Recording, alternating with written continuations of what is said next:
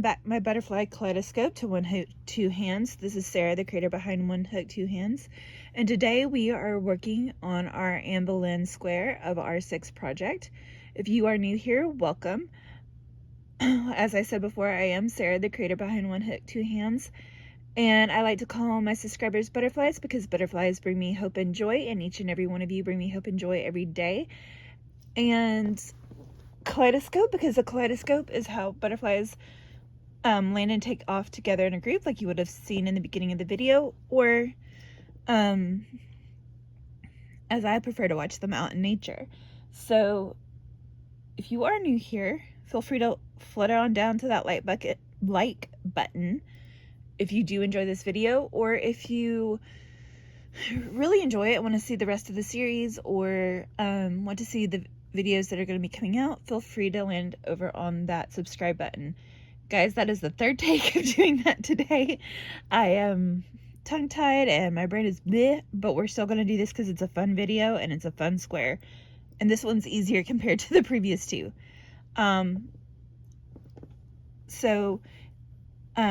In this series, we have been doing our 6 inspired squares.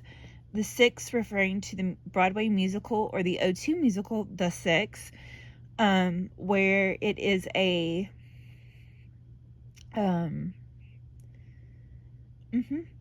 it is a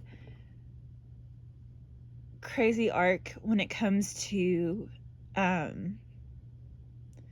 the 6 wives of Henry VIII are all in a girl group and they're competing for the top spot, or the lead vocalist, and they're doing that by singing a song about their story.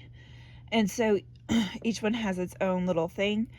Catherine of Aragon did No Way, and we are now on to Anne Boleyn, which is called Don't Lose Your Head. So it took me a while to get this square kind of right. We'll get the final full version when you see it, and you'll see what I mean when I show you. But the first version I did is I was trying to emulate her dress, which totally does, but not quite well enough, because it's just not open enough. And so I really like the colors. If you can see, like that green-black combination, perfect for Anne Boleyn. However, did the squares a little too small. Not a huge fan. Now, if you know the musical, one of my favorite lines from Anne Boleyn is, she's in the opening song, is, "My sleeves may be green, but my lipstick's red."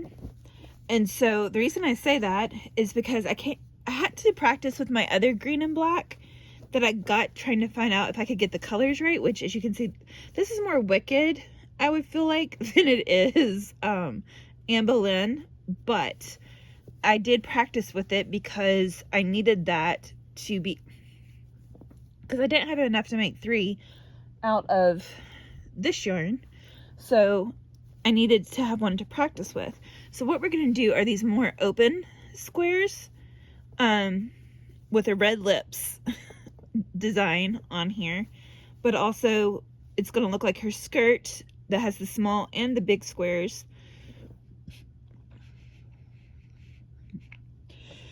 Excuse me, guys. Yawn bingo. But we're going to play around with this. And a lot of this, I don't actually have the pattern written down for this one, because a lot of it literally is just by sight. And it's really simple to create this basic green framework and then do the stitches on the edge. So I feel like this got just a little, I think I'm going to do this just slightly. It'll be somewhere sized in between, and you'll see what I mean when I get there. But I did everything but the upper piece in H size tuck, and this one it's completely G. We're actually going to do a combination of both, but we're going to start with our H Clover Moor hook, 5mm for me.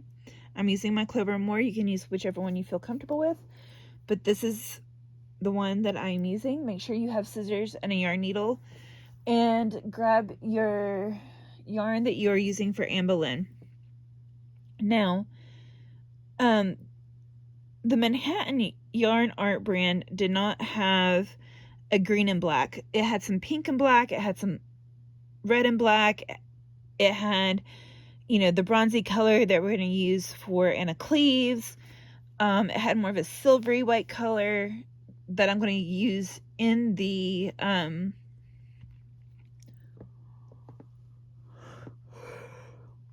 that video. In the Jane Seymour square next week. They had a blue and black that was real pretty that we'll use in Catherine Parr. However, it didn't have green and black. So what I did for this is I bought some of their cotton sparkle, which is a 1 weight, and I got some of their yarn art sparkle, which is this pretty green color, and I put them together. If you've not seen the video where I show you how I did that, please go and watch that. That's our prep video for making the 6. It's the first one in the playlist that I have of the 6, which this will be in, and down, all the links will be down below.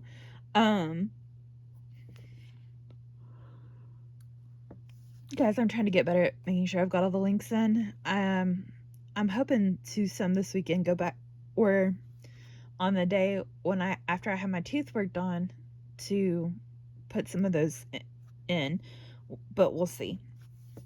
But you're going to start with this yarn, and it is 2-stranded, so as you can see, it's a 2-stranded piece of yarn. You're going to put it on a slip knot, and guys, this is the easiest part, like seriously easy. Basically, this back piece, the green and black or the darker green and black, all that is a 10 by 10 C to C or corner to corner pattern. So if you've never done C to C before, it's real simple. I'll get you started and then maybe hit you with some of the facts about Anne Boleyn. But basically, you start with your slip knot.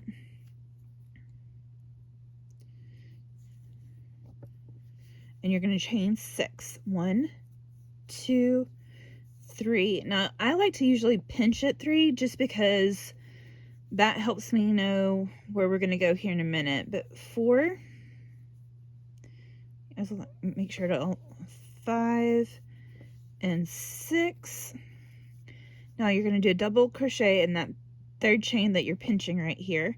So you're going to yarn over, go into your chain, yarn over, pull up a loop.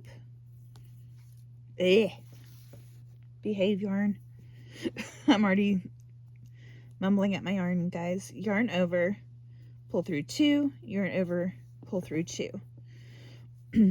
Now you're going to yarn over, go into this next one, and do another double crochet. Yarn over, pull up a loop, yarn over, pull up through 2. So now we've done 2 double crochets. We need 1 more. Yarn over into this final chain here,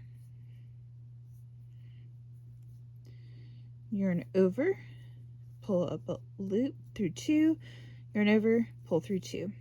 And now we've kind of got our first little square here, right? Now, to expand it, you're going to chain 6. 1, 2, 3, 4, 5, 6. And you're going to go into your 3rd chain and do another double crochet. 1, 2, yarn over into the chain, yarn over, yarn over, pull through 2, yarn over, pull through 2. And we're going to yarn over, go into this final chain right here, yarn over, pull through 2, yarn over, pull through 2. Now then, you're going to turn it So I don't know if you saw what I did there, okay? So like we chained 6, we did the double crochet in each one of the last 3 stitches. You're now going to turn,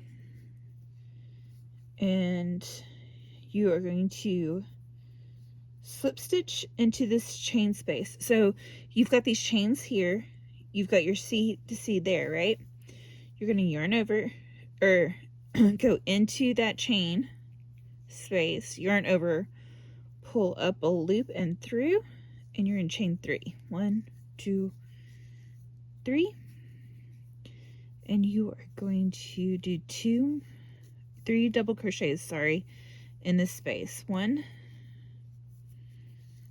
2, and 3.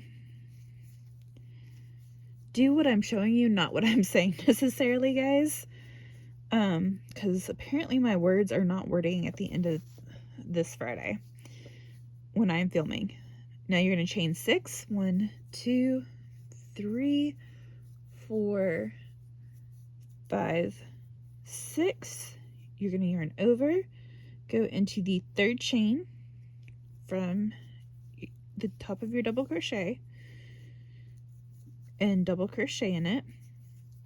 Then you're going to double crochet in the next 2 chains. 1,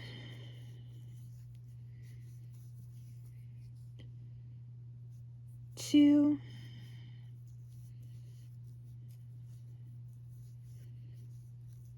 3. So we've got our 3 double crochets plus our chains. Now you're going to turn, oop, and then you're going to slip stitch into this chain space right here. So just like we did in the previous row, here's our little square, if you will. But there's the chains from the where we chained up. You're going to go into that space, yarn over, pull up a loop, chain 3 times, 2 and 3. Then you are going to do 3 double crochets in this space. Make sure to pull through all of your threads of your yarn. 2 and 3.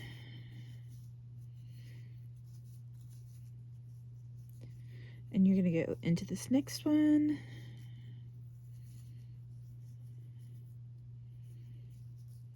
1, 2, and 3. And since we're still increasing, you're going to continue to do a chain 3 here.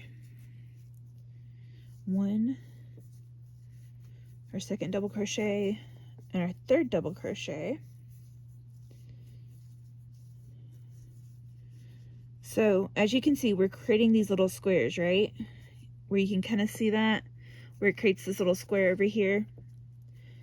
And right now we've got 3 on each side. So 1, 2, and 3. And then here we've got 1, 2, and 3. So you just keep doing that till you have 10 this way and 10 that way. And make sure it's 10 by 10. It needs to be 10 this way, 10 that way. And when you get there, I will see to show you how to bring it down and tell you a little bit more about our lovely Queen Anne, or Anne Boleyn as the world knows her, and tell you a little bit more about the queen that just gets remembered for wanting to get married and having her head chopped off, because there is more to that woman than just that. See you in a second.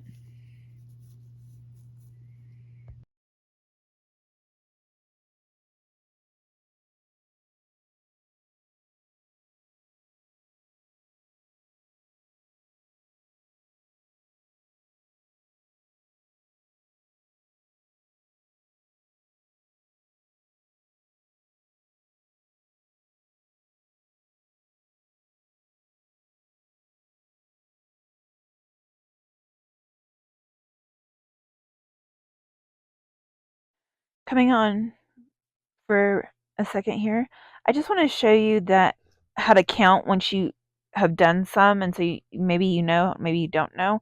But I kind of look for the little gaps, like I said, in between the squares, because obviously you can see I've done more, but it's 1, 2, 3, 4, 5, and 6 on this side. And I've done 1, 2, 3, 4, 5, 6 on this side. So right now we're at an even square kind of thing. But still need to do 4 more rows on each side before we can start our decreases. See you in a second. So let's talk Anne Boleyn. Now, personally, I feel like this woman gets a really bad rap because honestly, man, when she was favored by King Henry, there really wasn't much she could do. And do I think she was an intelligent woman? Yes. I think she realized that the best that she could do is try to do what she did do, and that it ended up costing her her life because at the end of the day, Henry held all the cards, and there was no real way to win against him. What I mean by this. So, Anne Boleyn officially was born, we don't know. She wasn't a princess or anything like that. Her family was just starting to make its way up in the world, and so there's a lot of dispute. There's a 6-year age discrepancy. Some people say 1501, some say 1507.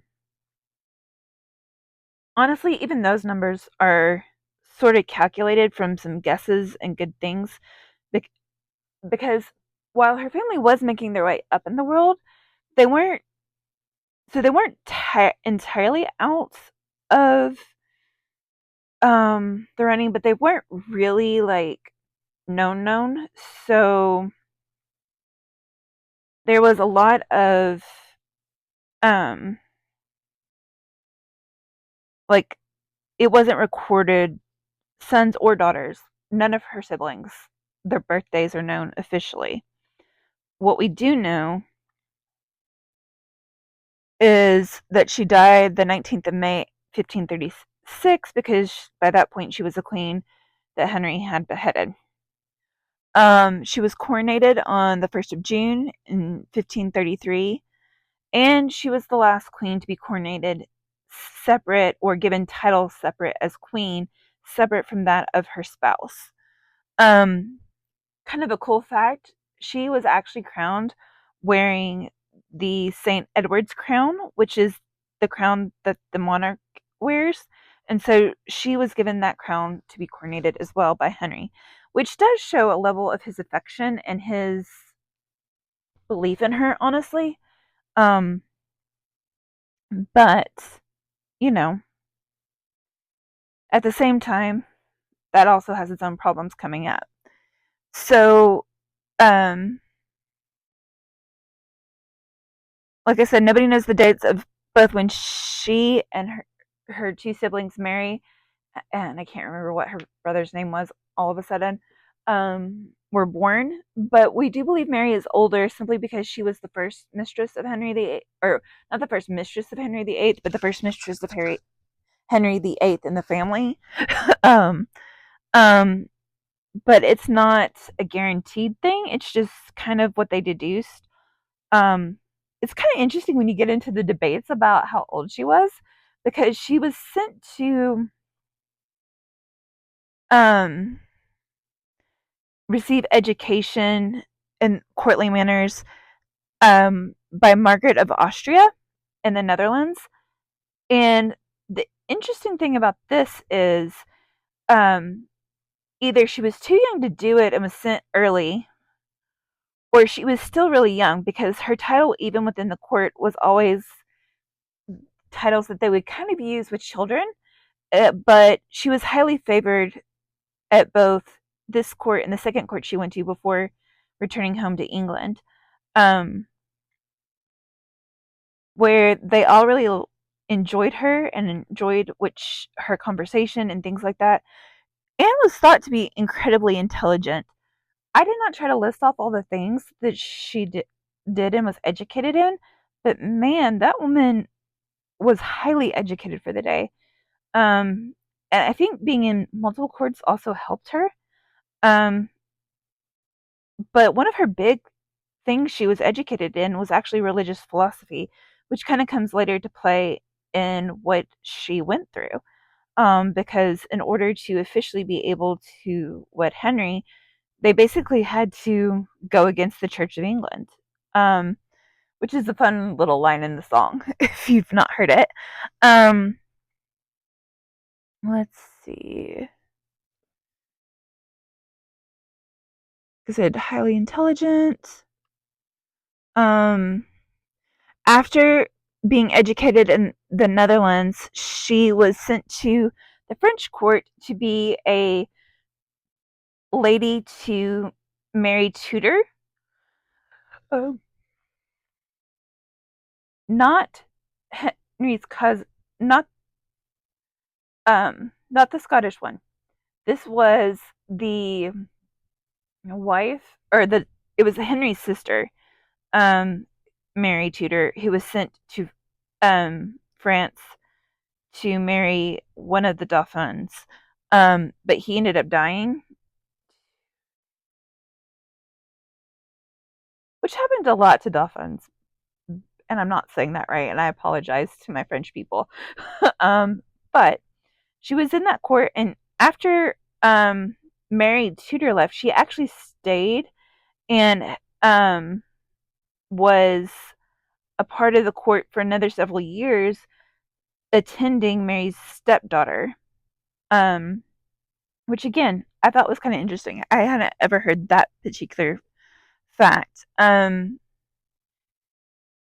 Where her father called her back to come and serve Queen Catherine, and that's where Henry met her. So that's a whole thing.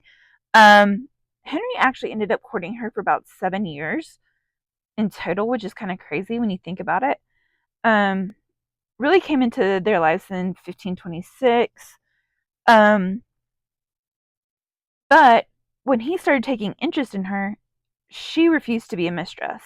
She knew how that story ended because her sister had been through that too. Hold on, 2, 3, 4, 5, 6, 7, 8. And all that does is a bad reputation and maybe an illegitimate heir. And she did not want to end up in that situation.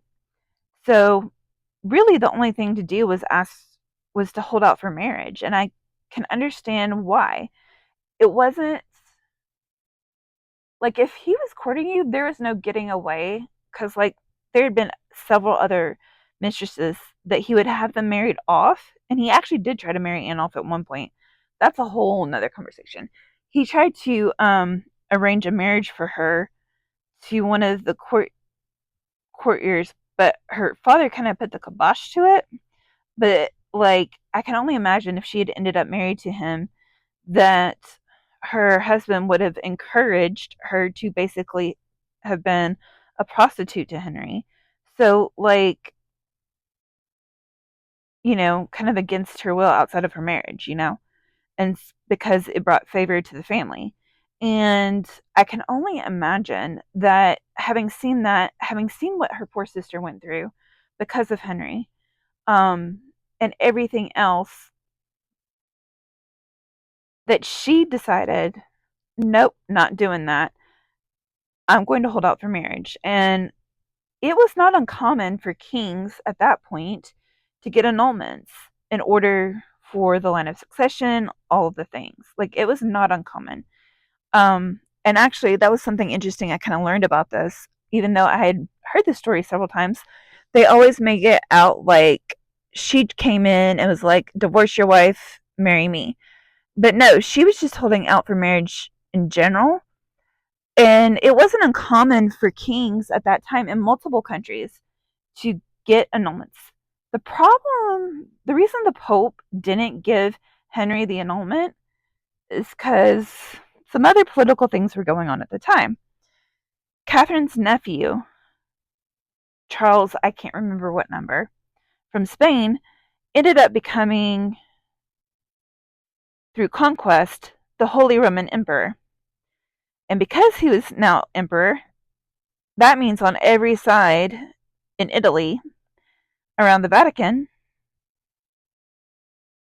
he held the ground. And so, you know, the Pope was essentially a prisoner to Catherine's nephew. So he couldn't just do what he would normally do and give the annulment, right? And who knows? Maybe if he had, maybe there wouldn't have been as much stress. Maybe the two sons that we know of Anne having miscarriages of would have survived, and who knows? Maybe the next four queens wouldn't have happened. However, that's not what went down. Because he was prisoner, he started trying to delay and delay and delay. Well, that ended up becoming a problem. So basically, they keep trying to use law both on the English side and on the Holy Roman Empress on the Catholic side to lead to an annulment. They had a first secret marriage and then they had their second proper marriage.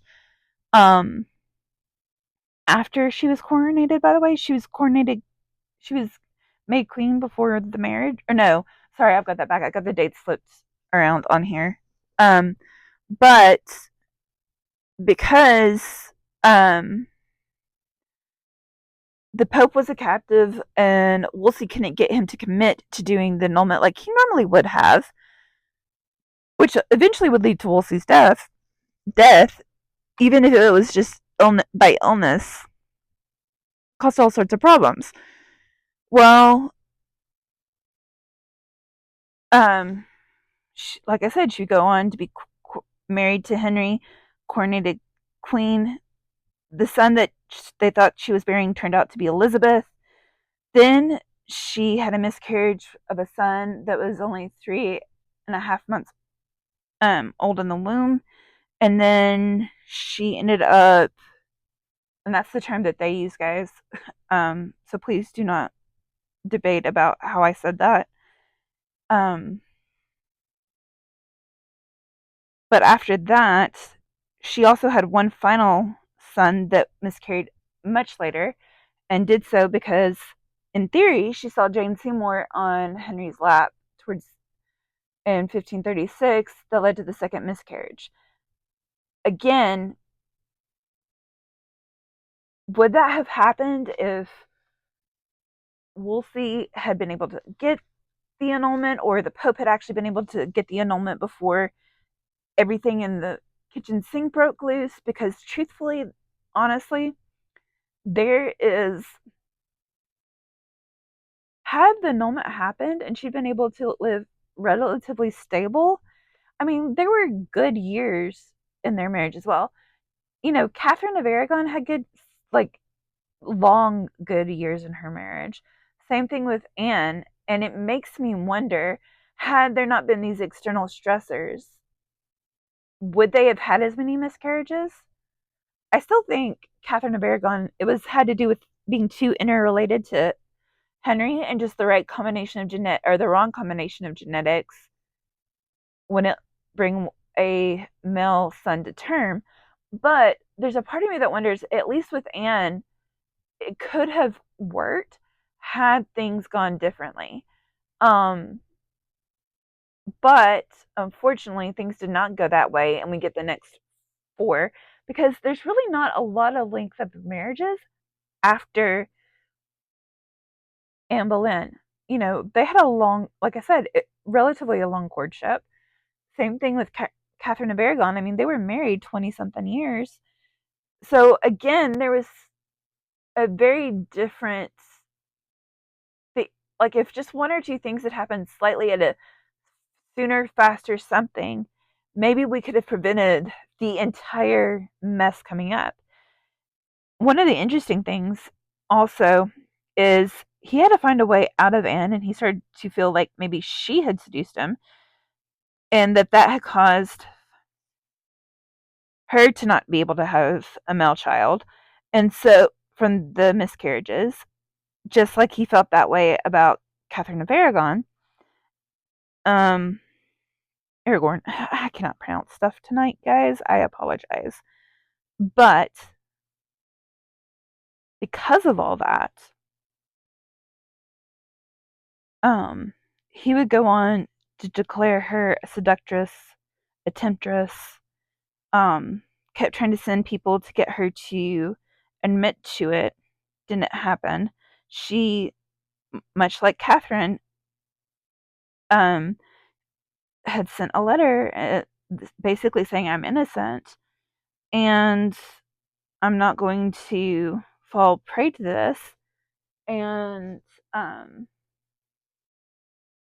yeah, he ended up essentially um, having a monkey court, drumming up charges of infidelity with several men, including her own brother, by the way, which is just no. Being close to your sibling is and having a good relationship with your sibling does not mean you are in a romantic relationship with them. I just no. um say that to go um that's just like no at every level no. And so I really highly doubt that one, even if you can make a case potentially for the others or the others getting back at Anne to some degree because she turned them down. I mean, like legitimately there is something to the guys, I'm sorry.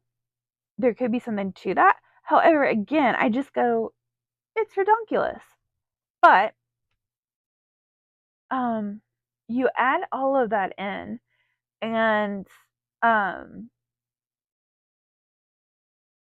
when it comes to her trial, it was just a sham trial, guys. It was ridiculous and I just feel bad because you know, again, I just feel like a lot of things could have prevented one way or the other if he had made different choices or like I said in some cases if genetics were not a factor in this conversation, but that's a whole nother line of thinking, I guess. Um, and say all that to then get to an interesting fact I found out. I don't know how I never knew this, but Anne was supposed to be burned to death as a witch, essentially. And she's like, well, and Henry's mercy was to have it commuted to beheading. Yeah, the mercy was to be beheaded. Y'all, none of this. And again, I know I'm looking at it from a different age and perspective, but again, it's just kind of crazy when you think about it. Here was this highly educated woman that, if any of the previous entanglements that they had tried to get her in, probably would have ended up with her being Henry's mistress because he would have politely threatened her husband to let her be in his bedchamber. And so they would have pushed her there for advancement, or she ends up in the situation she did. Like I don't see there's a way out for her other than running away completely, which really wasn't highly able to do in that day and time. And so I just it's frustrating because again, they said she was highly intelligent in terms of just the level of philosophy and religious conversation she could hold on deep theology and talking about certain aspects. I just think it would have been interesting to see what would have happened had the line continued and she didn't have to um keep dealing with the stuff to some degree, in terms with the miscarriages. It just it frustrates me to no end, guys. And I know I'm kind of on a rant here, but it feels like had she been able to do these things, like we would have had such a different end result. So, anyway, that's my little blurb about Anne Boleyn. Maybe you learned something you did or didn't know. Um, the thing in the musical that I love about Anne Boleyn is she's got some really good one-liners, guys. In the whole musical, she really does. And like some of the live performances just make you laugh. Like seriously, you need to go watch some of the live performances of the Six on YouTube. One of my, because a lot of the time, one of the major like chorus lines is "Sorry, not sorry about what I said. I was just trying to have some fun." Cause and that it just it's a lot of fun. But um, her songs are a lot to make you smile. But then there's one line where, well, there's kind of this repeating line of like, "What was I meant to do?" No, seriously, like, what was I meant to do? Well, but then the final line when he's talking about off with her head, she ends up like screaming because, no, seriously, what am I supposed to do? And it's just hilarious. You gotta go watch it. It's great. Um, but yeah, and there's some real great one-liners in that song. Hard to pick a favorite, but I do recommend going and watching it as I have every week so far.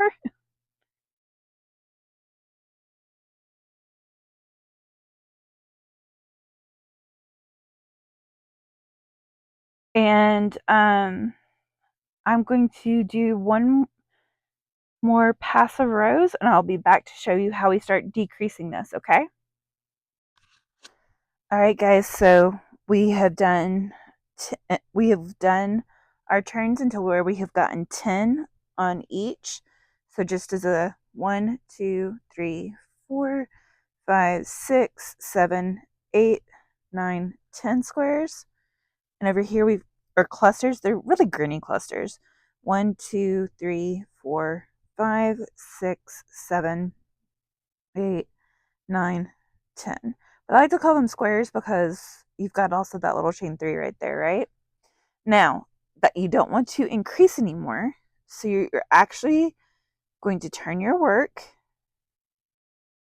and you are going to slip stitch across. 1. Kind of skip the first one. You can do the first one or the second 2. And then you're going to come into this chain space. So just so we're clear, you did 1, 2, right? Slip stitches. Now you've come into this chain space, right? And you're just going to chain 3. 1, 2, 3. And then you're going to do another cluster. 1,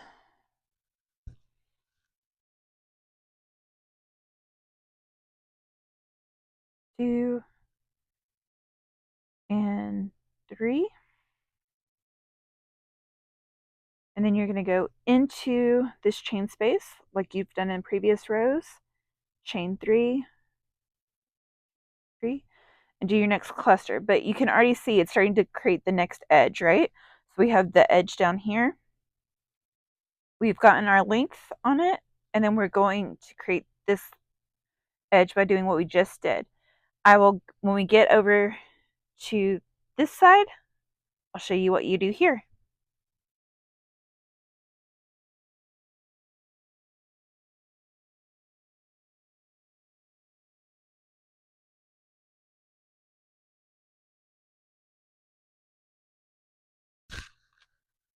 Okay, when you get up here, you're going to chain 3. This is our last one of this row.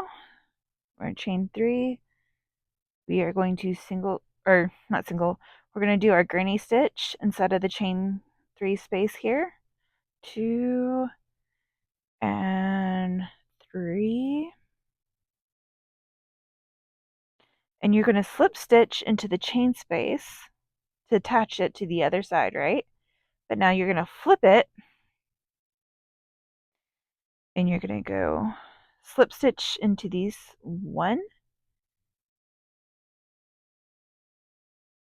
2, and you can do 3 here, or you can just go straight into the chain space and chain 3. And that's how you do your decreases. So that's how you start getting these two sides, and eventually you'll be up here. I will meet you back on kind of like the last row.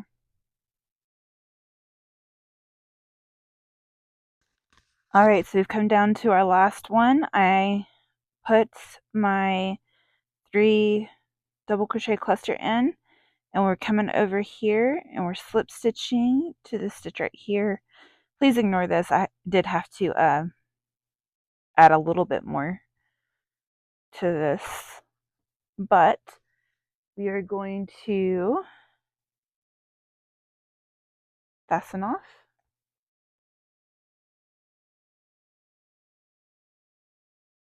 Good thing about having 2 is you get to tie it off this way, and then you weave in your ends. And that is all for this first part of this video. It takes a lot to accurately do this little part, to do the pattern on this. And so we're going to do that on Wednesday's video. It will be coming out Wednesday afternoon at 3. I think I really like putting them out at 3. But we will do that and the border, our border, on Wednesday's video. I will see you guys then. I love you. Hope you have a good day. And enjoy Granny Square Month by doing a Granny Square with me. Bye!